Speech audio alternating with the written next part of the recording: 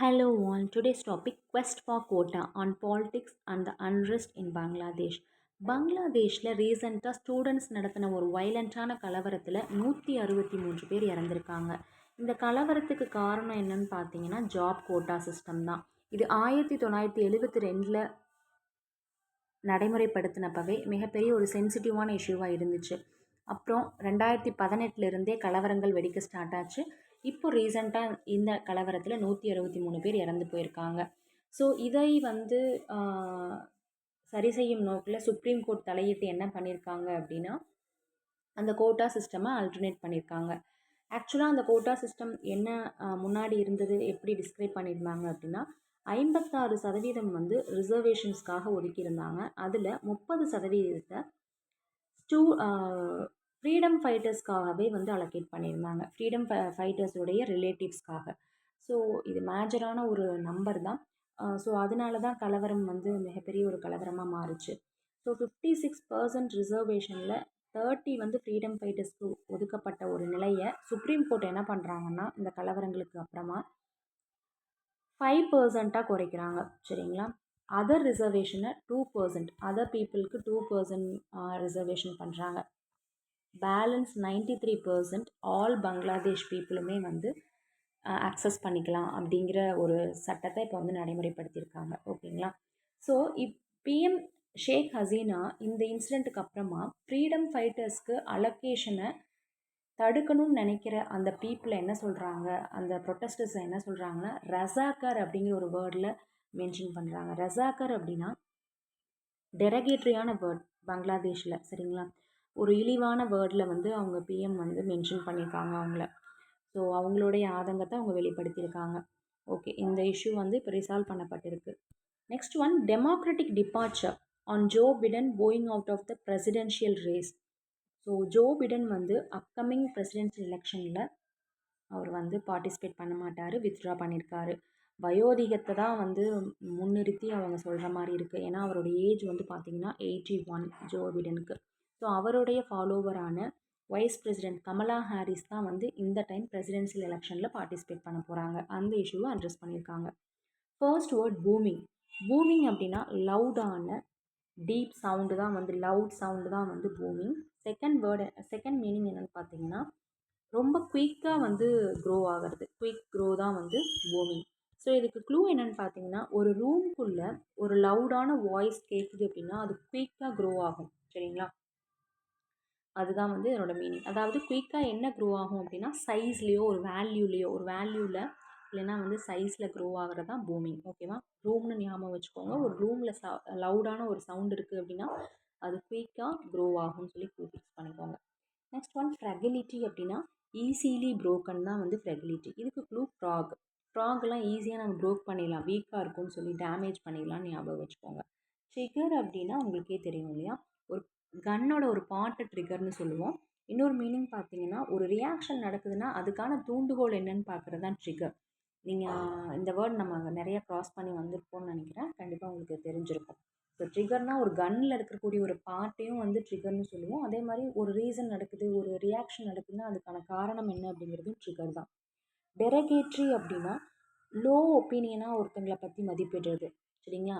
மரியாதை குறைவாக ஒருத்தங்களை வந்து இழிவான சொற்களால் சொல்கிறது தான் வந்து டெரகேட்ரி. ஓகே, நெக்ஸ்ட் ஒன், இதுக்கு க்ளூ என்னென்னு பார்த்தீங்கன்னா ஹீரோவோட கேட்டில் போயிட்டு நம்ம வந்து இழிவான சொற்களை பயன்படுத்த முடியாதுன்னு ஞாபகம் வச்சுக்கோங்க.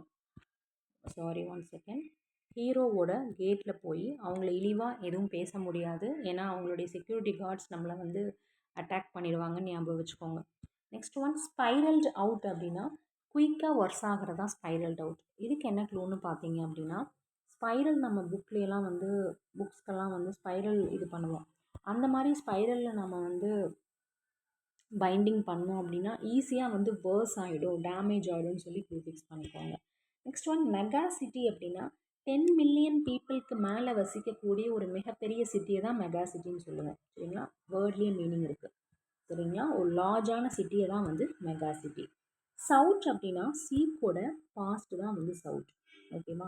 சீக்கோட பாஸ்ட் தான் சவுட்.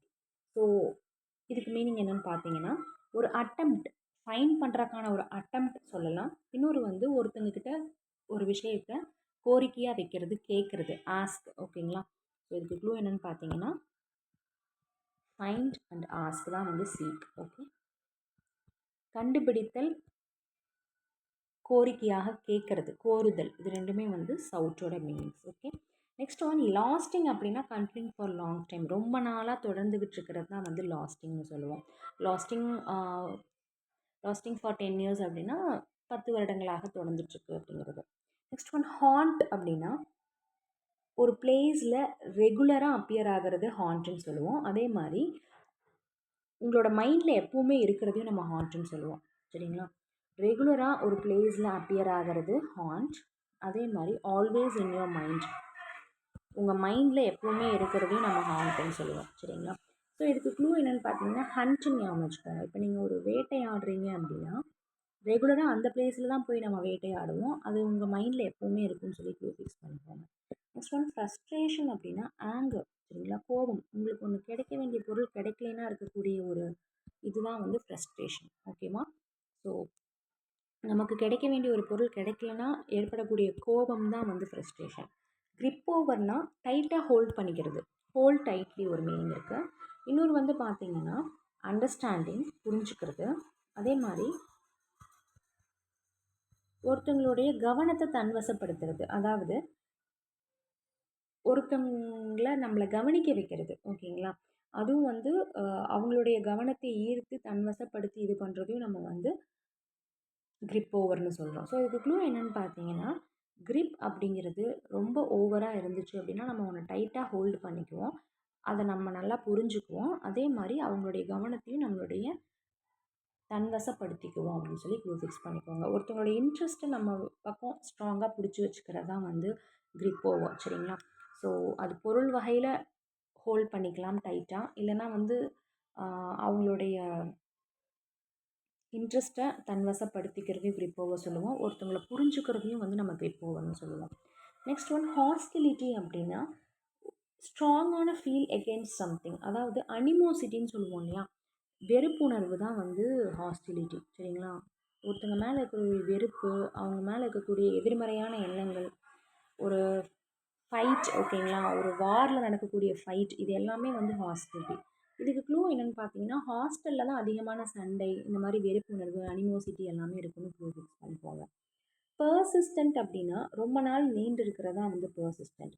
அதே மாதிரி ஒரு பிடிவாதமாக ஒரு ராங்கான விஷயம்னு சொல்லியுமே தொடருது இல்லையா, அதையுமே வந்து பர்சிஸ்டன்ட்னு சொல்லுவோம். சரிங்களா? ஸோ ராங் டூயிங்காக இருந்தாலும் மற்றவங்க சொல்லியும் கேட்காம அதை கண்டினியூ பண்ணுறதையும் பர்சிஸ்டன்ட். அதே மாதிரி யூஸ்வலாக ஒரு லாங் பீரியட் ஆஃப் டைமில் கண்டினியூ ஆகிறதையும் பர்சிஸ்டன்ட். 2 மீனிங்கில் நம்ம வந்து இதை எடுத்துக்கலாம். ஓகேங்களா? நெக்ஸ்ட் ஒன் டிபார்ச்சர் அப்படின்னா ஒன்றிலிருந்து ஒரு பிளேஸ்லேருந்து விலகி போகிறது. ஓகேங்களா? அதுதான் வந்து டிபார்ச்சர். ஓகேவா? அதாவது ஒரு பிளேஸ்லேருந்து நம்ம விலகி போகிறது, லீவிங் எ பிளேஸ் தான் டிபார்ச்சர். அதே மாதிரி இன்னொரு மீனிங் என்னென்னு பார்த்தீங்கன்னா பிறழ்வுன்னு சொல்லுவோம். அதாவது ஒரு ஆக்ஷன் வந்து நம்ம வந்து ஒன்று கெஸ் பண்ணியிருப்போம், யூஸ்வலாக நடக்கிற மாதிரி ஒரு எக்ஸ்பெக்டட் ஆக்ஷன் இருக்கும். ஆனால் அதுலேருந்து ஒரு டிஃப்ரெண்ட் ஆகுது அப்படின்னா அதையும் நம்ம வந்து டிபார்ச்சர்னு சொல்லுவோம். பிறழ்வு அப்படின்னா நம்ம நினச்சது ஒன்று நடந்தது ஒன்றா இருக்கும். அதே மாதிரி ஒரு பிளேஸ்லேருந்து லீவ் ஆகிறது, அதுவுமே வந்து டிபார்ச்சர். ஸோ இதுக்கு க்ளூ என்னென்னு பார்த்தீங்கன்னா டிபார்ட்மெண்ட் அப்படிங்கிற ஒரு விஷயத்தில் வந்து பிறழ்வு எப்படி வேணாலும் நடக்கலாம். நம்ம ஒன்று நினைக்கலாம், அது ஒன்று நடக்கலாம். அதே மாதிரி அப்போது அந்த டைமில் நம்ம அந்த பிளேஸை விட்டு வெளியே போயிடணும்னு க்ளூ ஃபிக்ஸ் பண்ணிக்கோங்க. நெக்ஸ்ட் ஒன் போயிங் அவுட் அப்படின்னா ரிட்டையர் ஆகிறது தான் வந்து போயிங் அவுட். சரிங்களா? ரிட்டையர் ஆகிறது, இல்லைன்னா ஒரு விஷயத்துலேருந்து வித்ட்ரா பண்ணிக்கிறது, பேக் ஆகிக்கிறதா வந்து ஒப்பீனியன்ஸ்லேருந்து பேக் ஆகிக்கிறதா வித்ட்ரா, ரிட்டையர் எல்லாமே. ஸோ போயிங் அவுட் இந்த சென்ஸ் வந்து பார்த்திங்கன்னா ரிட்டையர் ஆகிறது. நெக்ஸ்ட் ஒன் கேப்ஸ் அப்படின்னா என்னென்னு பார்த்தீங்கன்னா மிஸ்டேக், எரர் தான் வந்து கேஃப். சரிங்களா? ஒரு தவறு தான் வந்து கேப்ஸ்ன்னு சொல்லப்படுது. நெக்ஸ்ட் ஒன் ஃபம்பிள்னால் என்னென்னு பார்த்தீங்கன்னா ஒரு பொருள் நம்ம ஹோல்ட் பண்ணியிருப்போம் இல்லையா, ஃபைண்ட் பண்ண ட்ரை பண்ணுவோம். நம்ம கையில் வந்து தட்டி தடவி தேடுதல்னு சொல்லியிருப்போம். அதுதான் வந்து ஃபம்பிள். ஓகேவா? அதாவது ஒரு நர்வஸாக, கேர்லெஸ்ஸாக ஏதாவது நமக்கு நம்மளுடைய ஐயோட கான்டாக்டே இல்லாமல் கையை மட்டுமே யூஸ் பண்ணி நம்ம தட்டி தடவி தேடுவோம் இல்லையா? ஃபார் எக்ஸாம்பிள் இப்போ பேக்கெட்டில் வந்து நம்மளுடைய கான்சியஸோட மட்டுமே வந்து நம்ம பேக்கெட்டில் ஹேண்டை வந்து இன்சர்ட் பண்ணி நம்ம தேடுவோம். அதையும் வந்து ஃபம்பிள்னு சொல்லுவோம். சரிங்களா? அதாவது ஐ கான்டாக்ட் இல்லாமல் நிதானத்திலேயே வந்து தேடுற ஒரு பொருளாகட்டும், இல்லை ஹேண்டில் பண்ணுறது, ஹோல்டு பண்ணிக்கிறது எல்லாமே வந்து நம்ம ஃபம்பிள்னு சொல்லுவோம். இதுக்கு க்ளூ என்னென்னு பார்த்தீங்கன்னா, அந்த மாதிரி நிதானமாக தேடும் பொழுது வந்து ஹம்பிளாக இருக்கணும்னு சொல்லி ஞாபகம் வச்சுக்கோங்க. ஃபம்பிளை ஹம்பிள்னு ஞாபகம் வச்சுக்கோங்க. ஒரு விஷயத்த ஹோல்டு பண்ணலாம், இல்லைனா ஃபைண்ட் பண்ணலாம். எப்படின்னா நர்வஸாக, கேர்லெஸ்ஸாக வந்து கையிலேயே வந்து ஹேண்டில் பண்ணுறது தான் வந்து ஃபம்பிள். ஓகேங்களா? நெக்ஸ்ட் ஒன் பேஃபில்டுனா கன்ஃபியூஸ் ஆகிறது. ஓகேங்களா? பெர்ப்ளெக்ஸிங் அப்படின்னு சொல்லுவோம். பெர்ப்ளெக்ஸிங்னாலுமே வந்து பேஃபில் தான். ஓகேங்களா? கன்ஃபியூஸ்டாக புரிஞ்சுக்க முடியாமல் இருக்கிறது தான் பேஃபில். ஸோ இதுக்கு க்ளூ என்னென்னு பார்த்தீங்கன்னா பேட்டில்னு சொல்லியிருந்தோம். முன்னாடியே இது பார்த்துருந்தோம். பேட்டிலில் யார் வந்து ஜெயிப்பாங்கன்னு கெஸ் பண்ண முடியாது, கன்ஃபியூஸ்டாக இருக்கும், புரிஞ்சுக்கவும் முடியாது. டிசாஸ்டர்ஸ் அப்படின்னா டேமேஜ் ஆகிறது, அழிவு தான் வந்து டிசாஸ்டர்ஸ். ஓகேங்களா? டேமேஜ், அழிவு எல்லாமே வந்து டிசாஸ்டர்ஸ். டெலிகேட்ஸ்னால் யாருன்னு பார்த்தீங்கன்னா ஒரு குரூப் ஆஃப் பீப்புள் இருக்காங்க அப்படின்னா இவங்களுக்காக ஒருத்தர் நின்று பேசுவார். இப்படி குரூப் ஆஃப் பீப்புளுக்காக ஒரே ஒரு பர்சன் மட்டும் அவருடைய கருத்தை, அவருடைய டெசிஷனை எடுக்கிறவங்க தான் வந்து டெலிகேட்ஸ், பிரதிநிதின்னு சொல்லுவோம். சரிங்களா? இந்த பீப்புளுக்காக இவர் மட்டுமே வந்து டெசிஷன் ஆகட்டும், இல்லை எந்த ஒரு நடவடிக்கையாகட்டும் எடுக்கிறவர் தான் வந்து டெலிகேட்ஸ், பிரதிநிதி. எஸ்பௌஷல் அப்படின்னா என்னென்னு பார்த்தீங்கன்னா ஒரு அடாப்ஷனை சொல்லலாம், மேரேஜ் சொல்லலாம். சரிங்களா? அடாப்ஷன், மேரேஜ் எல்லாமே வந்து எஸ்பௌசல். ஸோ ஸ்பௌஸ் வந்து கண்டுபிடிக்கிறதுனால மேரேஜ், அடாப்ஷன்னாலும் வந்து பார்த்தீங்கன்னா தத்து எடுத்துக்கிறதும் வந்து ஸ்பௌஸை ஒரு சிலர் வந்து தத்து எடுத்துக்குவாங்கன்னு சொல்லி ஃபிக்ஸ் பண்ணிக்கோங்க. ரங்ஸ்னால் என்னென்னு பார்த்தீங்கன்னா ஏணிப்படியில் இருக்கக்கூடிய ஒரு படிக்கட்டுக்கு தான் ரங்ஸ்ன்னு சொல்லுவோம். லேடருடைய படிக்கட்டை தான் ரங்ஸ்ன்னு சொல்லுவோம். சரிங்களா? ஸோ அந்த லேடரில் ஏதாவது ஒரு சின்ன ஒரு படிக்கட்டும் பிரச்சனையாச்சுன்னா நம்ம லங்ஸே நின்றுன்னு சொல்லி ஃபிக்ஸ் பண்ணிக்கோங்க. நெக்ஸ்ட் வந்து ஃபேக்ஷனல் அப்படின்னா என்னென்னு பார்த்தீங்கன்னா இப்போ ஒரு குரூப் ஆஃப் பீப்புள் இருக்காங்கன்னு வச்சுக்கோங்க. இந்த குரூப் ஆஃப் பீப்புளுக்குள்ளே ஒரு கருத்து வேறுபாடு வருது. இதுக்குள்ளே இருக்கிறவங்களே இங்கே வந்து ஒரு ஸ்மால் குரூப்பை ஃபார்ம் பண்ணுறாங்கன்னு வைங்களேன், இவங்கள தான் ஃபேக்ஷன்னு சொல்லுவோம். ஸோ இதுக்கு உண்மையாலுமே ஒரு ஃபேக்டர் இருக்கும். அதனால தான் இந்த குரூப்லேருந்து இந்த குரூப் ஃபார்ம் ஆகிருக்கு. சரிங்களா? ஒரு டிஃப்ரெண்ட் ஆஃப் ஒப்பீனியன், ஒரு ஐடியாஸில் ஏதோ ஒரு விஷயத்தில் இருந்திருக்கிற ஒரு ஃபேக்டர்னால தான் இவங்க இங்கேருந்து இங்கே வராங்கன்னு ப்ரூஃப் பண்ணிக்கோங்க.